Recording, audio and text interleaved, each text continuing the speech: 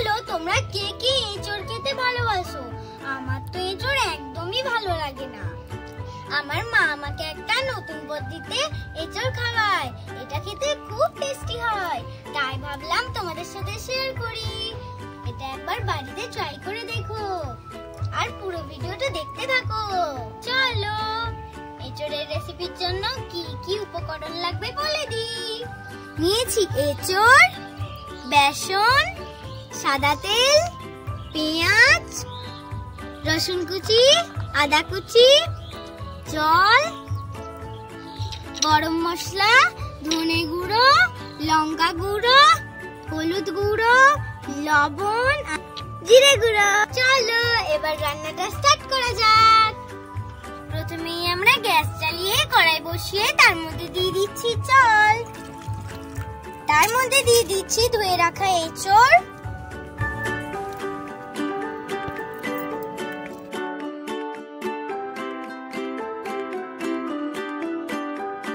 দিয়ে দিচ্ছি একটু হলুদ গুঁড়ো, লবণ, ভালো করে নেড়ে নিচ্ছি। এঁচড়গুলোকে আমাদের সেদ্ধ করতে হবে। আমাদের এঁচড়টা সেদ্ধ হয়ে গেছে, এবার আমরা জল ছেঁকে ছেঁকে তুলে নেব।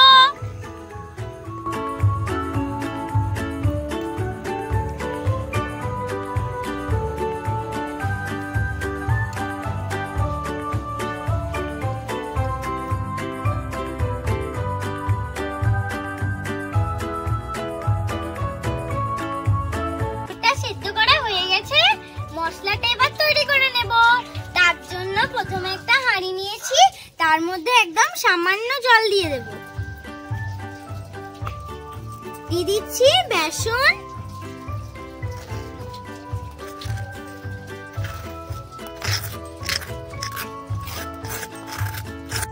এবার একে একে মশলাগুলো দিয়ে দিচ্ছি। হলুদ দিয়ে দিচ্ছি, লবণ দিয়ে দিচ্ছি, লঙ্কার গুঁড়ো দিয়ে দিচ্ছি, জিরে গুঁড়ো, ধনে গুঁড়ো আর গরম মশলা।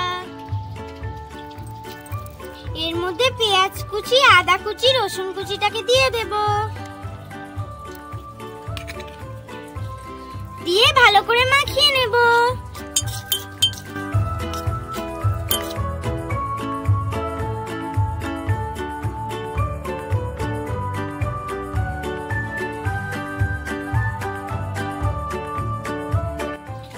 এর মধ্যে দিয়ে দিচ্ছি এঁচড়টা,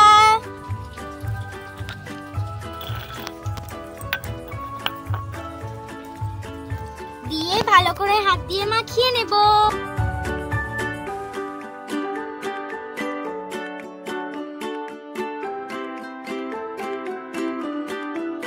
এটা আমাদের মাখিয়ে নেওয়া হয়ে গেছে, কিছুক্ষণের জন্য রেস্টে রেখে দেব। 10 মিনিট হয়ে গেছে, আমরা ফিরে এসেছি। চলো এবার কড়াইটা গ্যাসের উপরে বসিয়ে তার মধ্যে দিয়ে দিচ্ছি তেল। তেলটাকে গরম করে নিতে হবে।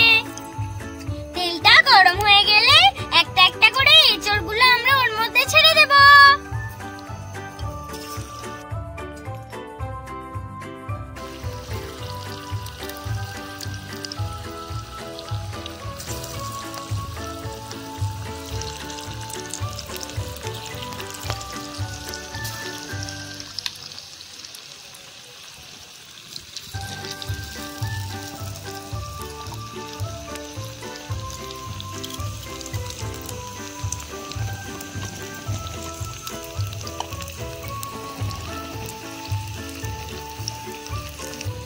এক পিঠ ভাজা হয়ে গেলে অন্য পিঠটাও ভেজে নেব।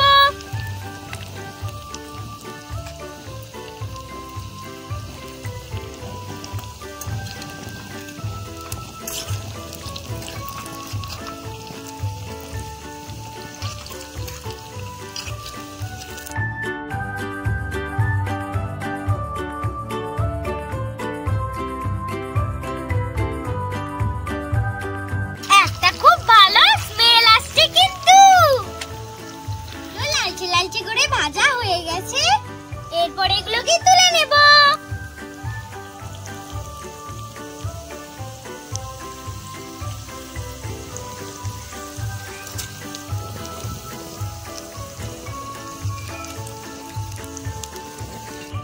এভাবেই বাকিগুলোকে ভেজে নিয়ে ফিরে আসছি।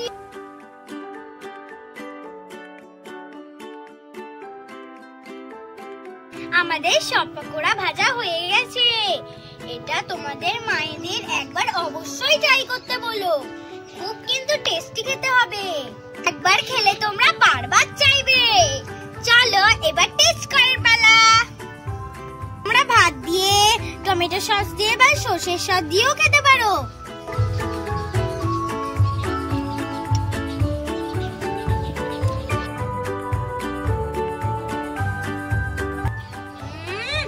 দারুন, ফাটাফাটি, কোনো কথা হবে না। ভিডিও ভালো লাগলে লাইক, শেয়ার এন্ড সাবস্ক্রাইব করবেন এবং নেক্সট রান্নাতে কি দেখতে চান কমেন্ট করবেন। আজকের মতন